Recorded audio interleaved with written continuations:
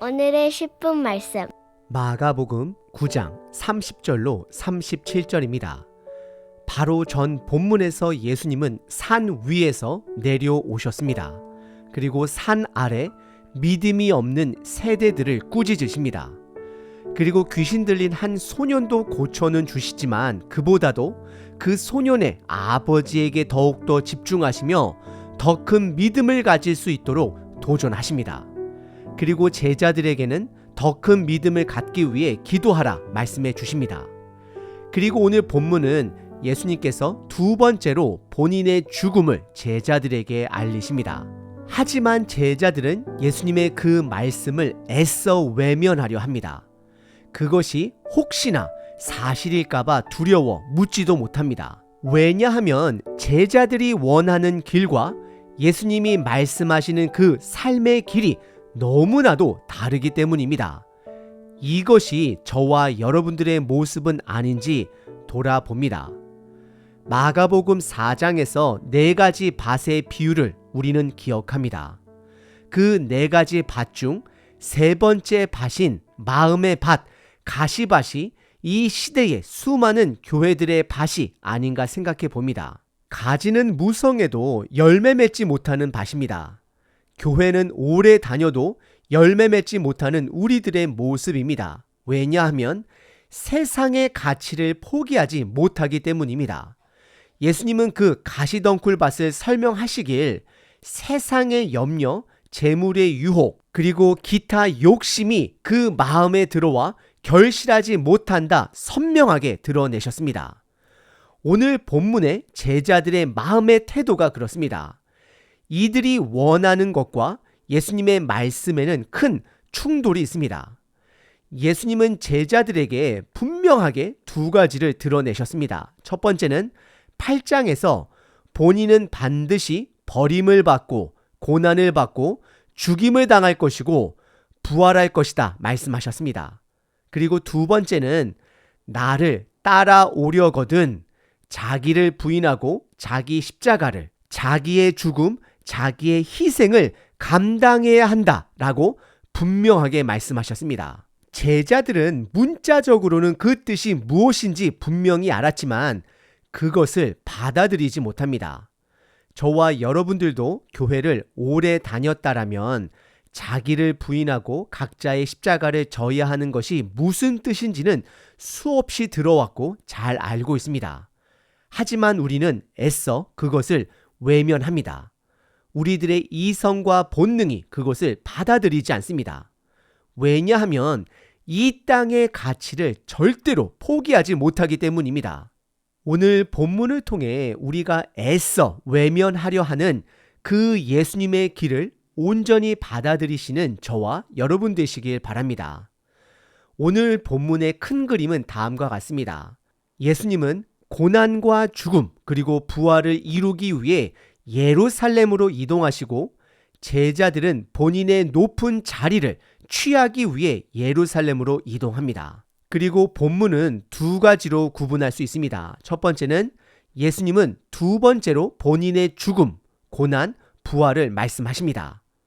그리고 2번째는 제자들 사이의 논쟁입니다. 첫 번째 부분은 예수님이 2번째로 본인의 고난과 죽음 그리고 부활에 대해 말씀하십니다. 30절부터 32절입니다.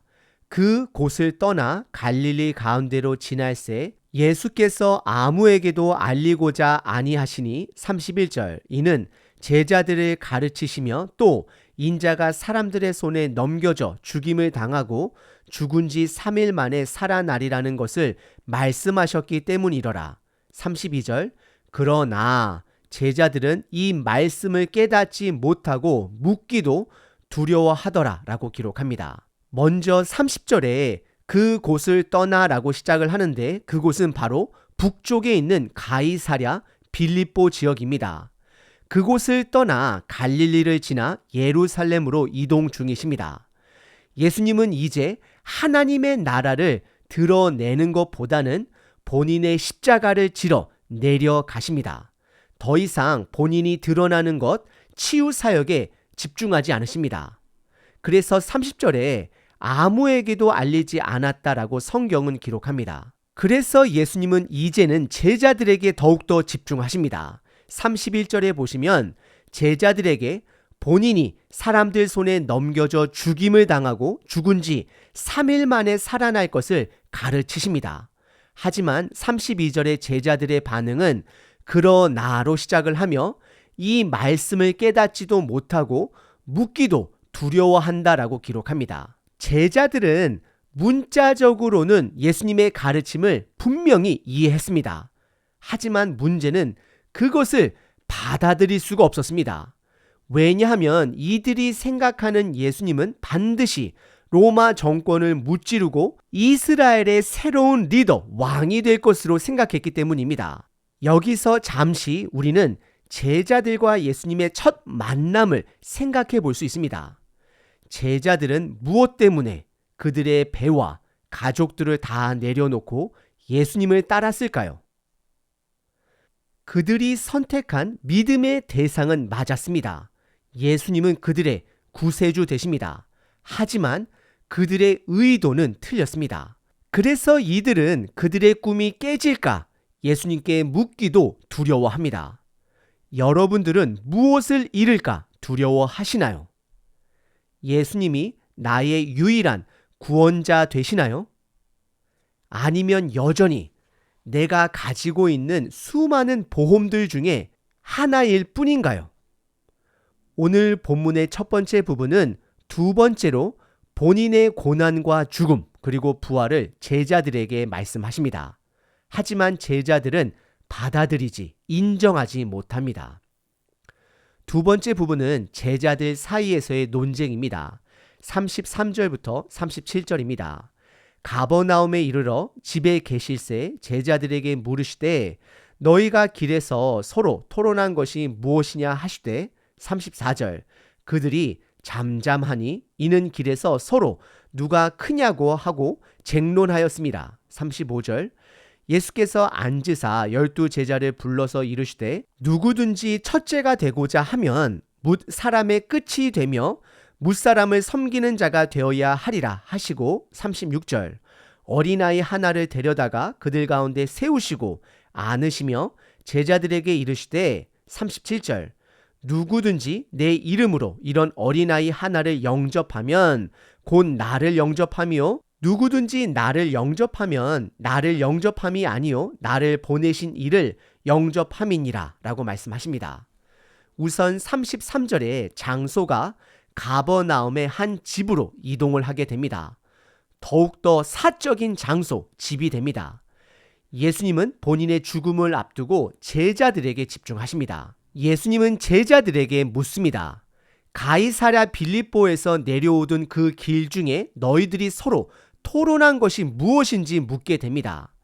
그러자 제자들의 반응은 34절에 잠잠합니다. 왜냐하면 제자들도 직감적으로는 본인들의 태도가 틀렸음을 알았을 것입니다. 예수님은 지금 본인의 고난과 죽음을 이야기하는데 제자들은 누가 더 큰 자인지 누가 더 많이 예수님께 공헌했는지 그래서 누가 더 높은 권세를 가질 것인지에 온통 집중했기 때문입니다.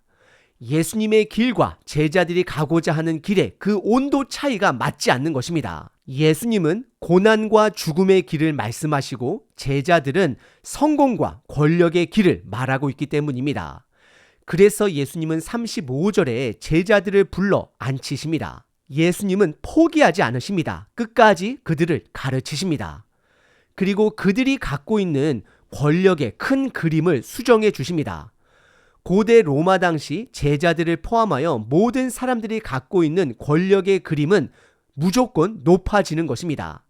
그러자 예수님은 누구든지 첫째가 되고자 하는 자, 권력을 갖고 싶어 하는 자는 모든 사람들의 끝이 되어야 섬겨야 한다라고 말씀하십니다. 그리고 36절에 어린아이 한 명을 세우시고 안으시며 누구든지 이 어린아이를 환영해 주는 자, 영접하는 자는 바로 본인을 환영해 주는 것이요. 본인을 환영해 주는 자는 예수님을 보내신 하나님 아버지를 만나는 자, 환영해 주는 것임을 말씀하십니다. 예수님은 지금 어린아이의 순수한 영혼을 강조하는 것이 아닙니다. 그 당시 사회적으로 지위가 전혀 없는 어린아이에 대해 말씀하는 것입니다. 소외된 자들을 섬기고 환영해 주는 삶이 바로 예수님과 하나님 아버지가 원하는 삶이 됨을 강조하십니다.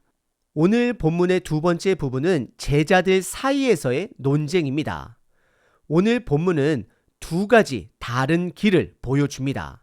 비록 예수님과 제자들은 한 목적지를 향하여 예루살렘으로 향하여 내려가고는 있지만 그들이 걷는 길은 다릅니다. 예수님은 고난과 죽음 그리고 부활을 이루는 길을 걷고 계시고 있습니다. 하지만 제자들은 예루살렘에서 예수님을 통해 얻게 될 그들의 권력의 길을 기대하며 걷고 있습니다. 여러분들은 지금 어떤 길을, 어떤 삶을 걷고 계신가요? 예수님은 다시 한번 오늘 본문을 통해 죽음 없는 부활은 없고 고난 없는 영광은 없다. 십자가 없는 제자도는 없다 말씀하십니다. 혹시 그 길이 두려워 아직도 그 고난의 길을 직면하지 못하고 계신가요? 시간이 걸릴 수도 있습니다.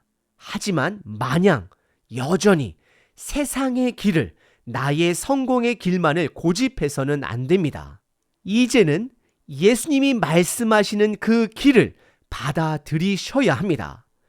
예수님은 아무도 본 적이 없는 그 길을 모범이 되어 우리들에게 보여주셨습니다. 그리고 그 길을 함께 걷자 말씀하십니다.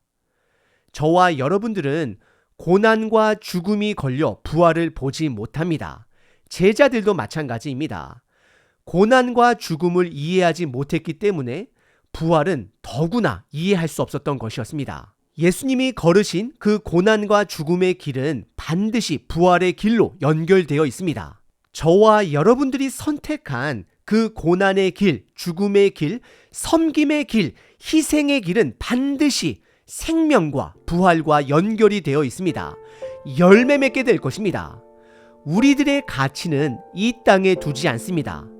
오늘 하루도 믿음을 갖고 하나님 나라의 가치를 두며 그 섬김의 길을 묵묵히 걸으시는 저와 여러분 되시길 바랍니다.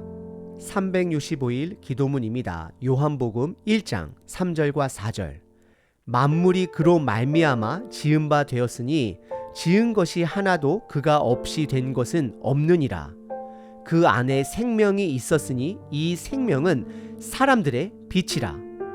생명 되신 하나님 아버지 예수님의 죽으심으로 내가 온전한 생명을 소유하게 됨을 감사합니다.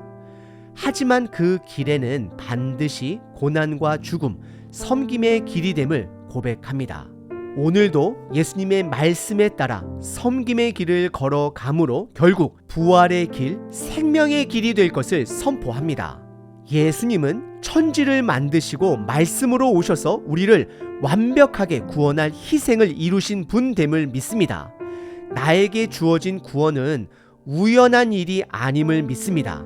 아버지의 온전한 계획 속에 완전한 사랑으로 이루어졌습니다. 나의 삶에 예수 그리스도의 죽음이 헛되지 않게 하소서. 오늘도 하나님이 말씀하신 그 섬김의 길을, 고난의 길을 묵묵히 걷겠습니다. 이웃을 섬기겠습니다. 예수 그리스도의 이름으로 기도합니다. 아멘. 항상 기뻐하라. 쉬지 말고 기도하라. 범사에 감사하라.